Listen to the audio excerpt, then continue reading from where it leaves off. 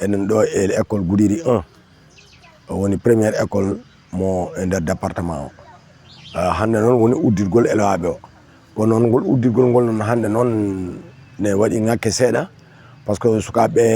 garani no fewi mbeɗan tan saabi ɗum ko information rewani no foti rewirde ni gati jinnaɓe kadi e koye guesse gimmi ene ɗeeɓi mettude seeɗa ɗum waɗi mbeɗa andi so jinnaɓe saɗi garani elaɓe kadi mbawata arde kono mbeɗen ɗamini kam ɗo ha altine so Allah jaaɓi inchallah rabbi elaɓe fof garat jangde fuɗɗoto e hande kam wonani ubbite jangga tawi mbeɗa andi nder Sénégal fof presque sen jolama mbiyen ko noon wayi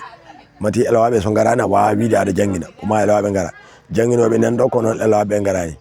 ko ɗum saabi ubbite jangga tawi o wawa wonde fittama waɗama désinfecté service d'hygiène ari pompi classe uji laaɓi fof fewnama ko noon ko haɗi ɗum waɗede tan ko elawaɓe gardani mbeɗen tan ko jinnaɓe goni perani taw jangguinoɓe ne wayno fof gardi gati ko ngakki en ko minen kam ko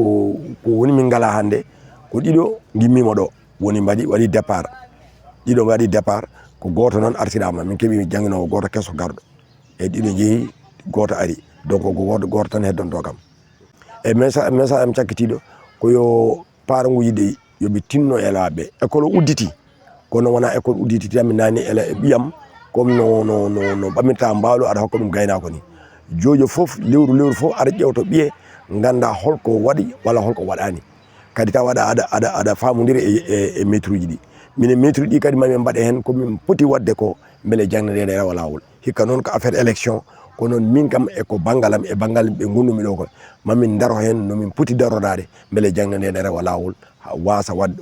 wona zéro grève kadi wona kadi climat apaisé taw minen fof miɗen kawre e kuugal gotal ngal beele nomin jiiɗiri jangde yaade ni beele ne yarono